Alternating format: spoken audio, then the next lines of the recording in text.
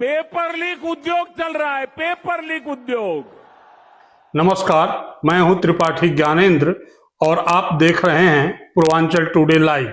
राहुल गांधी के सवालों से बेचैन मोदी सरकार अब मजाक पर उतर आई है। मजाक पेयजल संकट को लेकर, पेपर लीक को लेकर, सीबीएसई को लेकर। प्रधानमंत्री मोदी की गंभीरता देखिए। मंत्रिमंडल की बैठक बुलाते हैं, मंत्रियों को पानी पीने की सलाह देकर इतिश्री कर लेते हैं।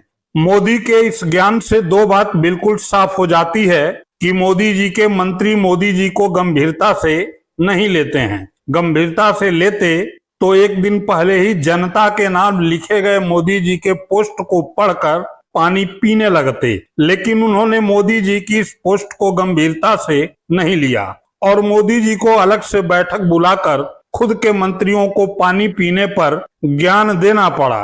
अब सवाल उठता है कि जिस देश के मंत्री गर्मी में पानी पीने तक से अनजान हैं, वह देश का क्या ही करेंगे। सवाल तो ये भी उठता है कि जिस देश के प्रधानमंत्री को अपनी कैबिनेट को ही पानी पीने का महत्व बताने के लिए मीटिंग करनी पड़े, उस देश का क्या होगा।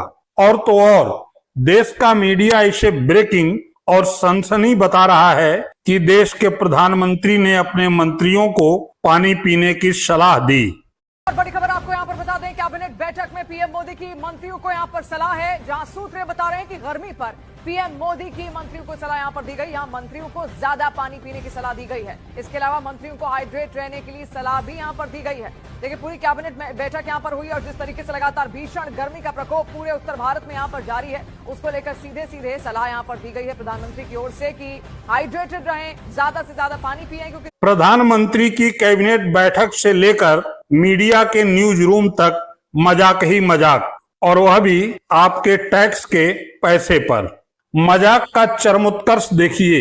नीट पेपर लीक और सीबीएसई परीक्षा में बड़े पैमाने पर हुई गड़बड़ी को लेकर तब बैठक हुई जब राहुल गांधी ने मोदी सरकार के नाक में दम कर दिया। राहुल गांधी ने एक वीडियो जारी करते हुए एक्स पर लिखा, सीबीएसई परीक्षा परिणाम में भयंकर हेरफेर हो गई, जिससे देश के लाखों बच्चे और उनके माता पिता सदमे में हैं और मोदी जी हमेशा की तरह न जवाब, न जिम्मेदारी, न शर्म। जिस कंपनी क्वैम्प को ये जिम्मेदारी मिली, वह पहले कोलवेना के नाम से तेलंगाना में 2019 में यही कारनामे कर चुकी है। नाम बदला पर नियत वही, फितरत वही।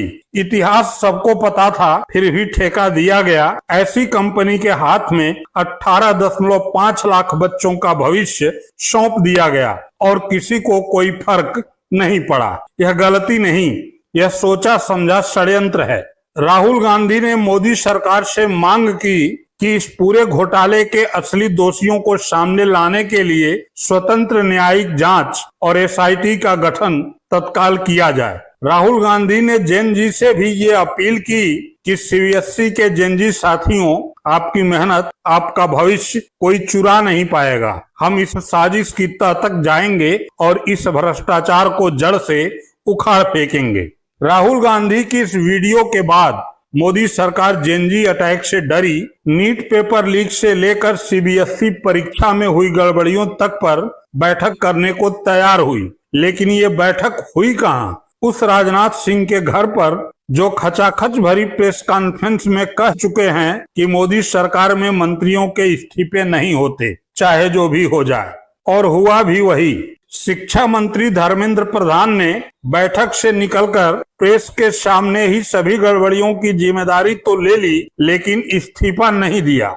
अब सवाल ये उठता है कि किसी घटना की जिम्मेदारी तय होती है या ली जाती है। दोनों ही परिस्थितियों में दंड ही जिम्मेदारी तय करने या जिम्मेदारी लेने का बोध कराता है। लेकिन यहाँ पर पेपर लीक की वजह से 7 छात्रों की मौत और 4 लाख से अधिक सीबीएसई छात्रों की कॉपी में बड़े पैमाने पर गड़बड़ी सामने आई, लेकिन प्रधानमंत्री ने कोई जिम्मेदारी तय नहीं की। धर्मेंद्र प्रधान ने जिम्मेदारी ली लेकिन इस्तीफा नहीं दिया। तो क्या यह जिम्मेदारी लेने की संस्कृति का मजाक नहीं है? लेकिन चल रहा है। ऊपर से धर्मेंद्र प्रधान ने राहुल गांधी की मानसिकता पर ही प्रश्न खड़ा कर दिया। यहाँ तक कह डाला कि राहुल गांधी राजनीति कर रहे हैं। आज हमने जो सीबीएसई की 12th की जो एग्जामिनेशन लेके कुछ विषय सामने आई है उसकी एक रिवैल्यूएशन अभी शुरू होगा।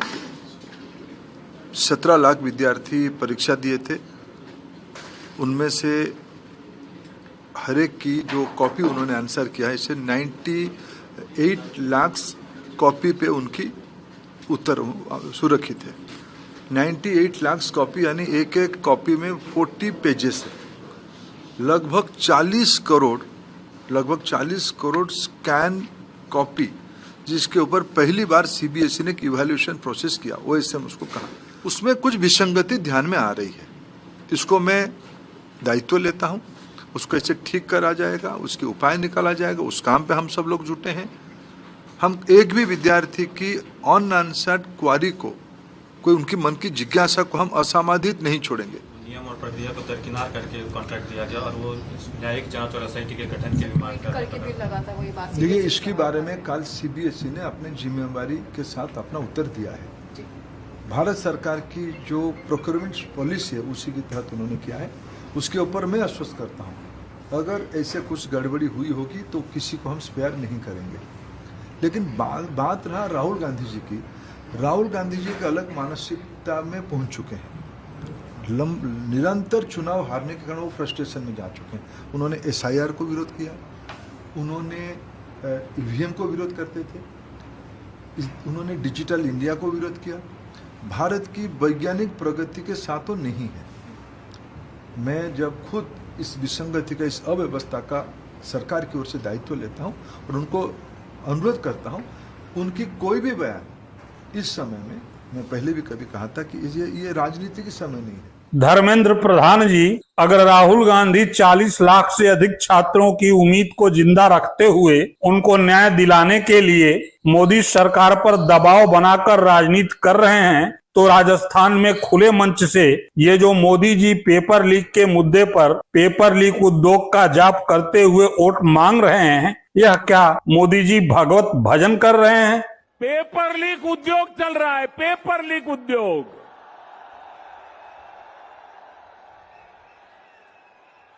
राजस्थान के युवा काबिल है, समर्थ है, लेकिन यहां की सरकार उनके भविष्य को बर्बाद कर रही है।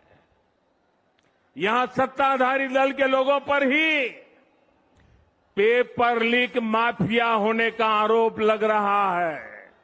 लग रहा है ना? लग रहा है ना? राजस्थान के युवाओं को पेपर लीक माफिया से बचाने के लिए क्या करना पड़ेगा?